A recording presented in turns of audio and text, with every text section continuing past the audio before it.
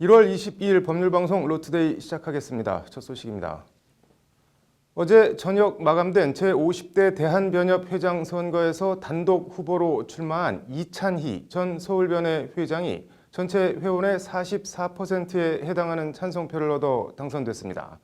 당초 단독 출마한 만큼 회원들의 관심이 떨어져 당선에 필요한 유효 득표수, 선거권자 3분의 1 이상 찬성을 얻지 못하는 것 아니냐는 전망을 무색하게 만들어버린 압도적 당선입니다. 압도적 당선의 이유와 배경, 이찬희 당선자의 당선 소감과 포부를 들어봤습니다. 심층 리포트 장한지 기자입니다. 당선증 제50대 대한변호사협회장 당선자 이찬희. 이찬희 전 서울변의 회장이 전체 선거권자 21,227명 중 9,322명의 찬성표를 얻어 제50대 대한변협 회장이 당선됐습니다.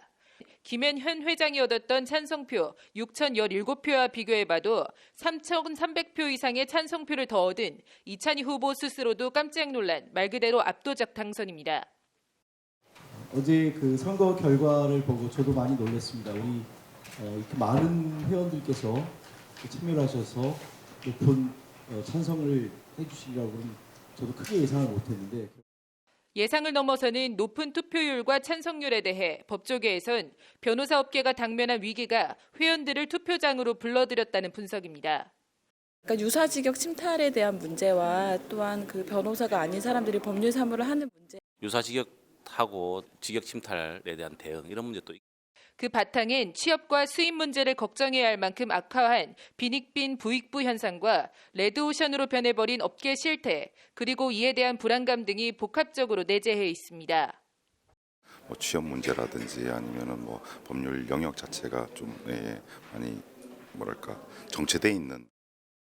여기에 사상 초유 사법행정권 남용 사태로 법조계 전체가 국민 신뢰를 크게 상실한 것도 변호사들을 뭉치게 했다는 분석입니다.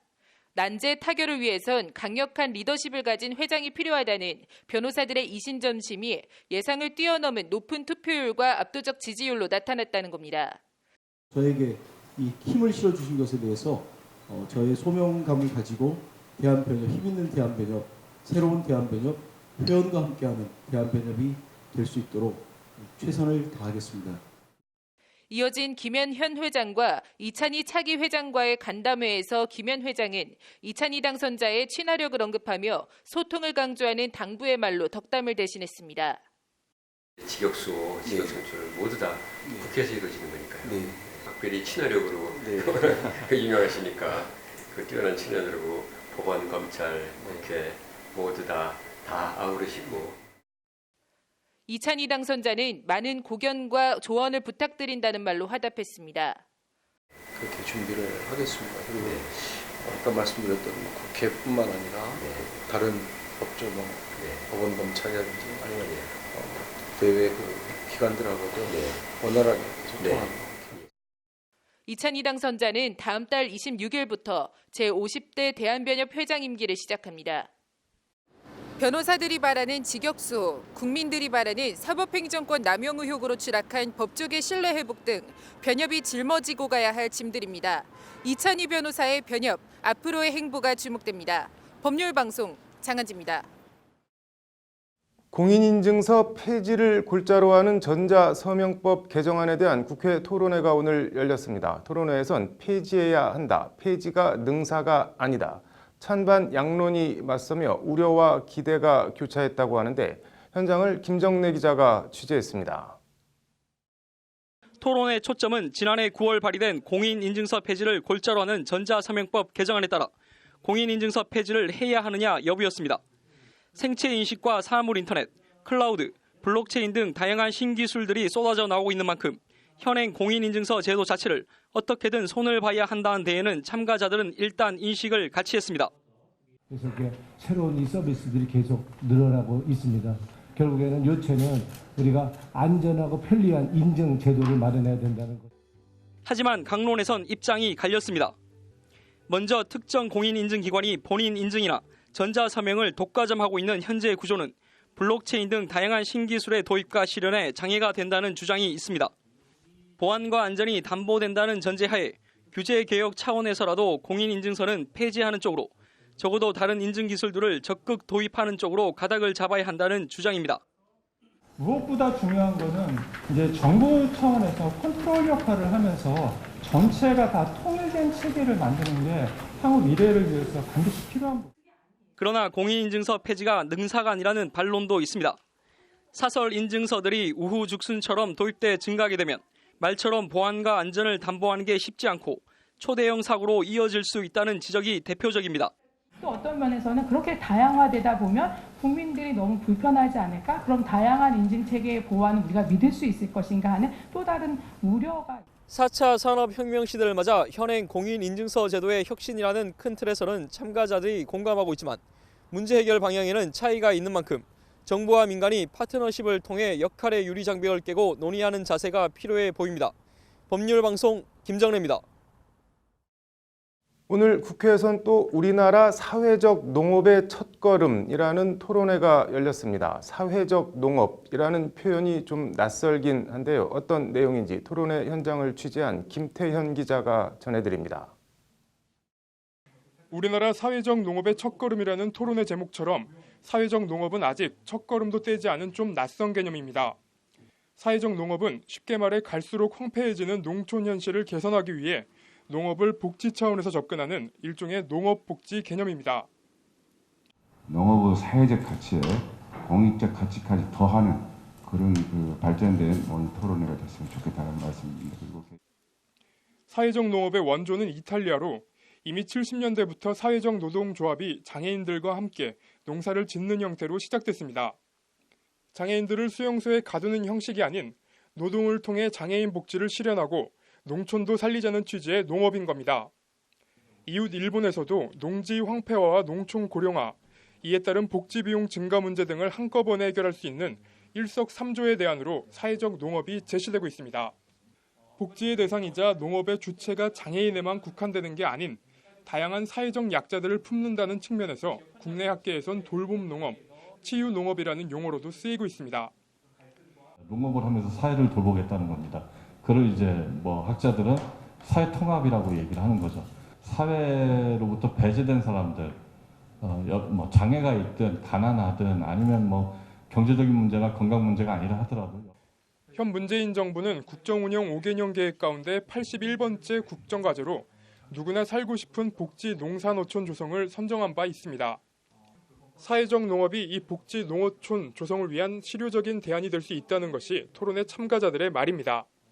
누구나 가서 살고 싶은 농촌 만들어야 되겠다는 생각은 아주 절실하게 가지고 있습니다. 그러한 부분에서 우리 장애인이나 소외된 분들 또 여성분들 이 농업 활동을 통해서 이런 살기 좋은 복지 농촌 만들 수 있도록 하는. 농업과 복지가 연계되는 사회적 농업은 기존의 법률로는 규정하기가 어려워 관련 법률 제정과 정비가 필요하다는 것이 오늘 토론회를 주최한 서삼석 의원의 말입니다. 오늘 국회 토론회가 실제 관련 법제도 정비로 이어질 수 있을지 주목됩니다. 법률방송 김태현입니다. 우리 민법에 나오는 법률 용어 중에 복임권이라는 단어가 있습니다. 복임권. 무슨 뜻인지 짐작하시겠습니까? 무슨 권으로 끝나는 것으로 보아서는 어떤 권리를 지칭하는 단어인 것 같은데 도대체 무슨 뜻일까요? 법률 용어 이제는 바꾸자. 이현무 기자가 전해드립니다. 지난 8일 물러난 임종석 전 대통령 비서실장이 퇴임 13일 만인 어제 아랍에미리트 특임 외교특보로 임명되면서 문재인 대통령의 변함없는 신뢰를 과시했습니다. 임 특보는 비서실장 재직 시 UAE를 대통령 특사로 방문하는 등 UAE 특임 외교특보로서 양국 간 신뢰와 협력관계를 공고히 해 국익 수호에 크게 기여할 것으로 기대한다는 것이 청와대 설명입니다. 이처럼 한번 맡았던 임무를 다시 맡는 것, 이전 관직으로 다시 돌아오는 것을 가리켜 한자로 복임이라고 합니다. 우리 민법에도 이 복임과 같은 한자를 쓰는 복임이라는 단어가 나옵니다.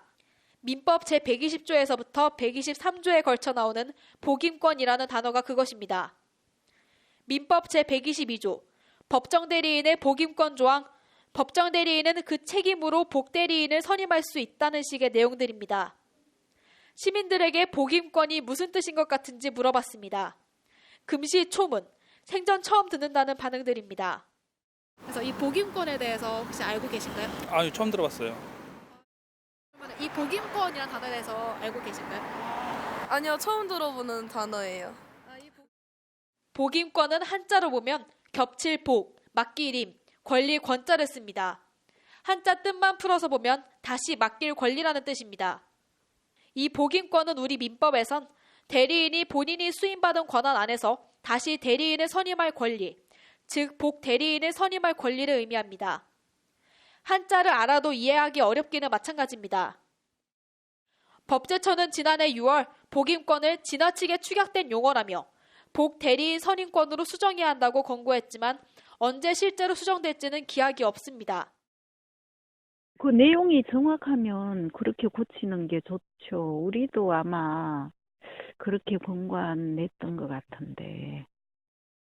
복임권을 복대리인 선임권으로 바꾼다 해도 복대리인이라는 용어 자체가 어렵고 낯설기는 마찬가지입니다. 그들만의 법률 용어가 아닌 국민과 함께하는 법전으로 바꾸기 위해선 갈 길이 아직도 한참 멀어 보입니다. 법률방송, 법률 용어 이제는 바꾸자, 이현무입니다. 나는 아버지를 죽이지 않았다. 친부 살해 혐의로 무기징역을 선고받고 복역 중인 무기수 김신혜 씨에 대한 재심 재판이 국민참여재판이 아닌 일반 재판으로 열리게 됐습니다. 오늘 앵커 브리핑은 국민참여재판 얘기해 보겠습니다. 김신혜 씨는 2000년 3월 7일 오전 5시 50분쯤 전남 완도군 정도리 외딴 버스 정장에서 당시 53살이던 아버지를 살해하고 시신을 유기한 혐의로 구속됐습니다. 당시 김신혜 씨는 23살이었습니다. 수면제를 탄 술을 마시게 한 뒤 아버지를 살해했다는 것이 경찰 수사 내용입니다. 경찰이 밝힌 범행 동기는 아버지에 의한 성적 학대, 친부에게 성적으로 몹쓸 짓을 지속적으로 당해오다 이를 견디지 못하고 결국 아버지를 살해했다는 것이 경찰 수사 결론입니다. 1, 2심에 이어 대법원도 이 같은 수사 내용을 받아들여 김 씨에 대해 2001년 3월 무기징역을 확정했습니다. 김 씨는 그러나 확정 판결 이후에도 남동생이 용의자로 몰렸다는 말을 듣고 대신 허위로 자백한 것이라며 무죄를 호소했습니다. 동생이 아버지를 죽인 것 같다는 고모부 말에 대신 감옥에 가려고 거짓 자백을 했다는 것이 김신혜 씨 주장입니다. 사실이라면 모르긴 몰라도 시골 마을에서 남동생이 감옥 가면 대가 끊어지지 않겠냐는 식의 압박과 심적 부담이 있었을 것으로 짐작됩니다. 김신혜 씨 이런 사연이 감옥 담장을 넘어 바깥에 알려지면서 대법원은 지난해 9월 수사 과정의 부당함이 인정된다며 재판을 다시 하라는 재심 개시 결정을 확정했습니다. 이에 김신혜 씨는 관할 광주지법 해남지원에 국민참여재판을 신청했지만 재판부는 이를 받아들이지 않았습니다.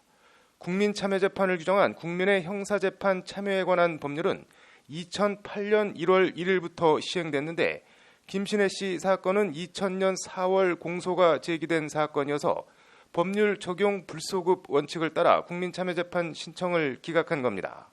김 씨 변호인은 재판을 다시 하라는 재심 개시가 결정된 시점에 새로운 공소가 제기된 것으로 봐야 한다며 광주고법에 즉시 항고를 했지만 광주고법도 이를 기각했습니다. 대법원이 재심 개시 결정을 확정한 이상 재판부가 현재의 법령에 따라 사건 자체를 처음부터 새로 심리해야 하지만 재심 개시 결정으로 인해 공소 제기의 시점이나 효력이 변경된 것은 아니라는 게 재판부 판단입니다. 대법원도 원심 판단이 맞다고 보고 국민참여재판 신청을 기각한 원심 결정을 그대로 확정했습니다. 이에 따라 김신혜 씨 재심은 광주지법 해남지원에서 일반 형사재판으로 진행되게 됐습니다. 재심 개시 결정을 새로운 공소 제기로 볼 것이냐 말 것이냐에 대한 판단은 온전히 법원의 권한이고 권능입니다. 그렇다 해도 국민 눈높이와 상식에 기반한 판결이라는 국민참여재판 도입 취지에 비춰보면 법원 결정의 아쉬움도 남습니다. 1차 수사를 담당했던 경찰과 소를 제기한 검찰, 김신혜 씨 자백을 들어보면 만들어낸 말인지 실제 했던 일을 진술한 것인지 충분히 파악할 수 있었을 터인데 대법 재심 결정에 검찰이 재항고를 냈던 것을 보면 오류가 있었다 해도 스스로 인정하지는 않을 것 같습니다. 재심에서 어떤 결정이 내려지는지 지켜보겠습니다. 앵커 브리핑이었습니다. 네, 이어서 법조계 소식 전해드리겠습니다. 국무조정실이 오늘 발표한 2018년도 정부 업무평가 결과 법무부는 미흡, 법제처는 우수평가를 받았습니다. 이번 평가는 43개 중앙행정기관을 국정과제, 규제혁신, 정부혁신, 정책소통 등 6개 부문으로 나눠 평가해 우수, 보통, 미흡으로 등급을 부여했습니다. 체육계 성폭력 미투 폭로가 이어지고 있는 가운데 인권위가 오늘 역대 최대 규모의 체육계 인권 침해 실태 조사에 착수한다고 밝혔습니다. 인권위는 산하에 스포츠 인권 특별조사단을 신설해 향후 1년간 기획조사와 진정사건조사, 제도 개선 업무 등을 수행해 나갈 계획입니다.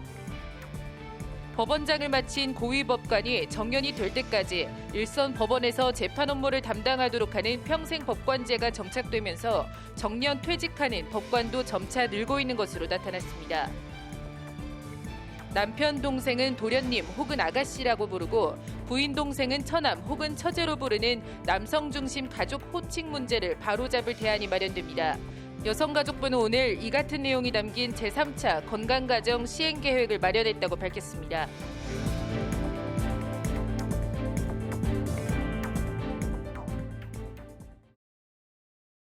(1월 22일) 법률방송 로투데이 마치겠습니다. 시청해주셔서 감사합니다.